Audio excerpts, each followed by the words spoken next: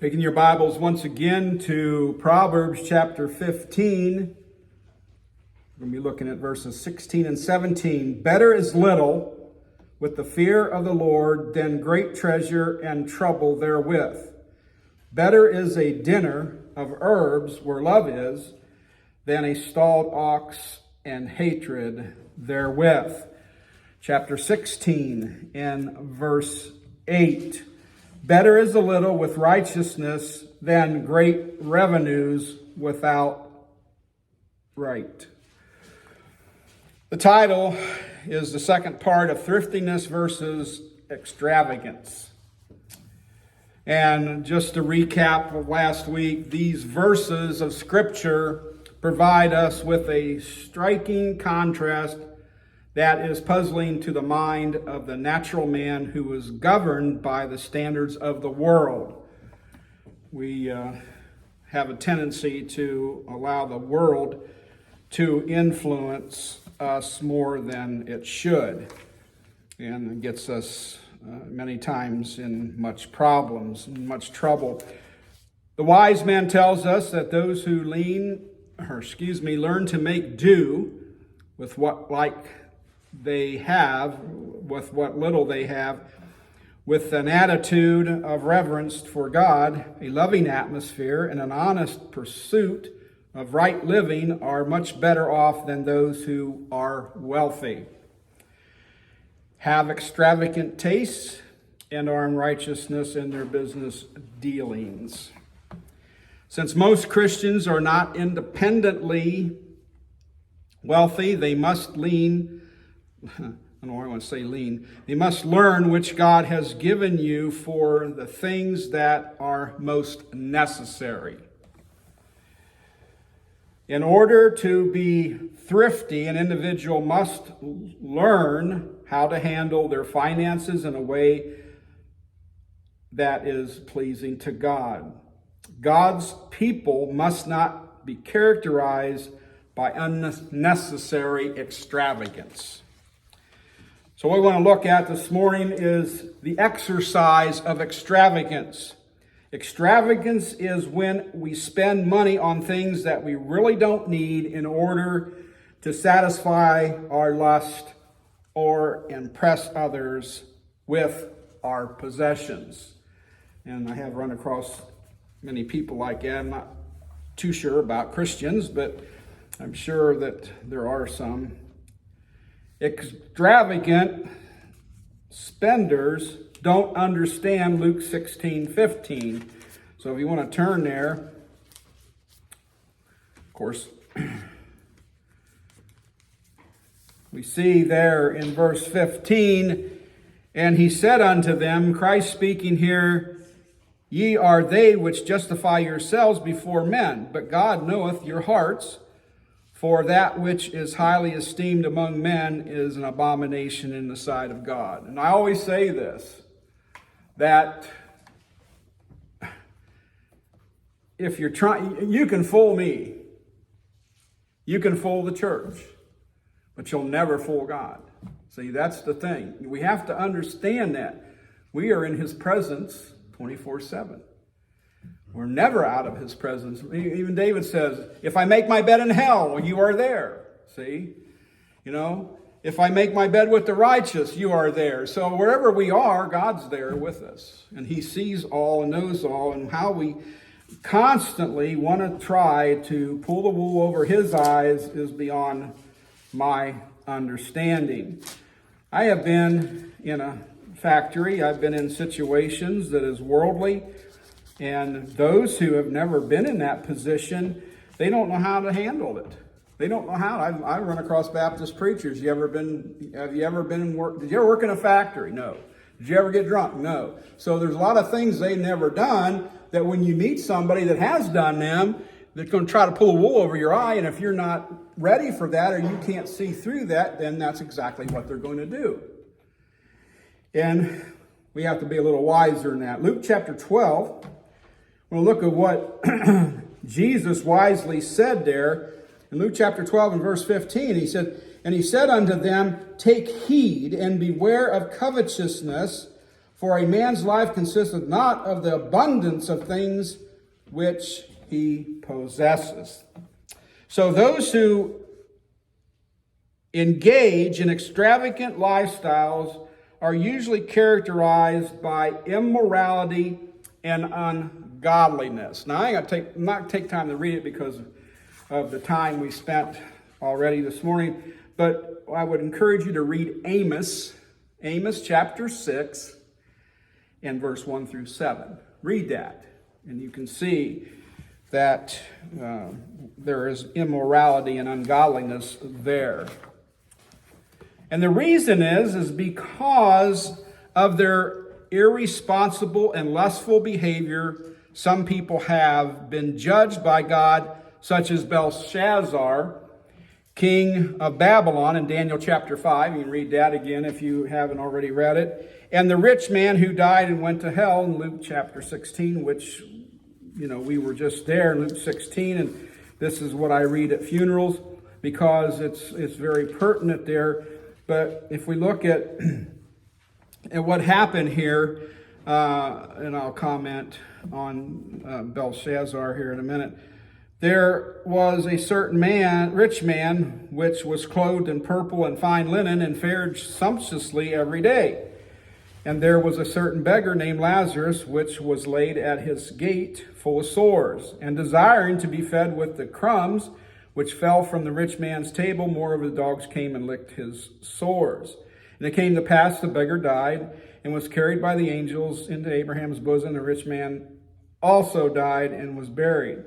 And in hell he lifted up his eyes, being in torments, and seeing Abraham afar off, and Lazarus in his bosom, and he cried and said, Father Abraham, have mercy on me, and send Lazarus, that he may dip the tip of his finger in water and cool my tongue, for I am tormented in this flame. But Abraham said, Son, remember that thou in thy lifetime receivest thy good things, and likewise Lazarus evil things, but now he is comforted and thou art tormented. So we have to be careful on how we live, how we are living extravagantly. In Daniel chapter 5, we see Belshazzar kind of boasting to his friends of, what all he has in this big banquet he's putting on and everything. And here come a hand and wrote on the wall. And scared him until he found somebody that could interpret what was being written. And so that's where Daniel comes in, and then we know the rest of that. Brother Ross makes a statement here, and I agree with him. It sickens me when I hear of churches borrowing and spending millions of dollars on extravagant buildings, furnishings, and entertainment centers just so they can say they are the biggest and best. Brother Ross has been around enough to realize that there are those out there.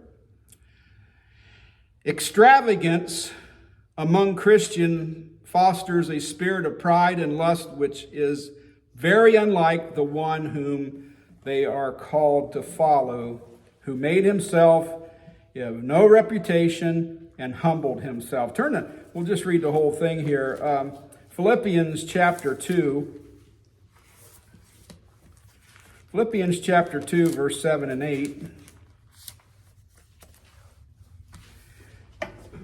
It says here in verse 7 and 8 of Philippians chapter 2, but made himself of no reputation, and took upon him the form of a servant, and was made in the likeness of men. And being found in fashion as a man, he humbled himself and became obedient unto death, even the death of the cross. So we can see what's better to do. Okay? It's better to humble yourself. It may hurt, you may go against the grain, but it's the better thing to do. And always keeping in mind that we try to do what's right with God. That's the main thing. What is right with God? Extravagance among Christians fosters a spirit of pride and lust, which is very unlike the one that we see Christ doing here. So I think some people forget what the word Christian means. It means Christ-like. You're going to call yourself a Christian, then you better be living Christ-like. That's the best we can say, or you're not living the Christian life. So there is no telling how many billions of dollars have been wasted by Christians and churches on extravagant trinkets that could have been eternally invested in missions. So, and one of the other things, and I'll mention this because I know of churches that do this, they have thousands, tens of thousands of dollars in their coffers, and they don't do anything with it. They don't have missions. They don't support missions. They don't have a pastor, so they're not supporting a pastor. They're just sitting on that money. Now, I grant you, and I learned this the hard way, but I grant you that we have to make an account of every penny. Every single penny we have to make an account for. So the church is responsible to make that account. The pastor is responsible to make an account. We don't want to do things unduly or unneeded. And so we do try to watch how we conduct ourselves concerning our expenses and that. Of course, we have a very good treasurer, and he is very wise in how our money should be spent. So that's a big plus too. If you give somebody a deacon or a treasurer that is gung-ho and wants to spend a lot of money, then we see that happening on a regular basis, and we don't have that problem. So we're very blessed that that's the situation. So the last point here is the treats of thriftiness. So there is a benefit to being thrifty, okay? The wise and thrifty use of money God has given us for the necessities of life will enable us to be more generous with regards to the Lord's work, which will serve to enrich us both spiritually and physically. Turn to Proverbs, if you would, chapter 3. Now, here's something that some people don't understand. And we talked about a little bit about this last week, but I just want to kind of make a point on this.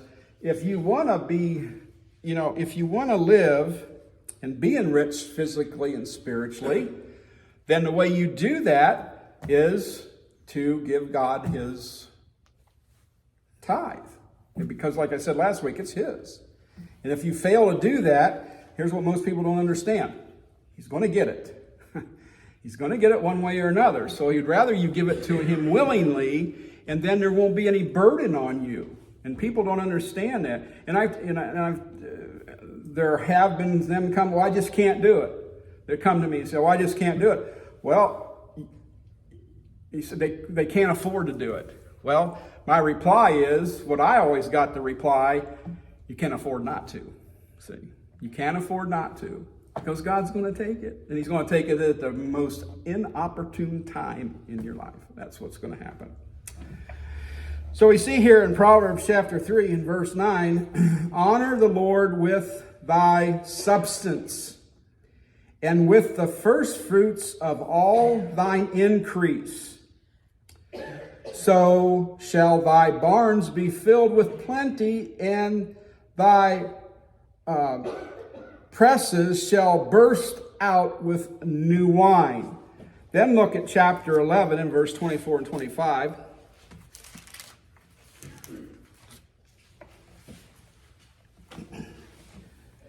There is that scattereth and yet increaseth, and there is that withholdeth more than is meet, but it tendeth to poverty. So if you hold back, you're going to be worse off, okay? You're going to find yourself in poverty because, again, you're going to say, well, my car broke down. I can't afford to get it fixed. Well, you wouldn't have had that problem. Now, I'm not saying it would never happen. Things wear out. But if you are not tithing, if you're not giving to the Lord, if you're not, doing this and you're withholding, being a pastor all these years, and I've talked this over with Brother Ray too, being a pastor all these years, when people are getting ready to leave the church, that's the first thing that happens. They withhold. I don't know it, but God does. See, that's the thing we have to look at. God knows what you're doing. Verse 25, the liberal soul shall be made fat, but he that watereth shall be watered also himself. So, turn over to Luke chapter 6 then. Luke chapter 6 and verse 38.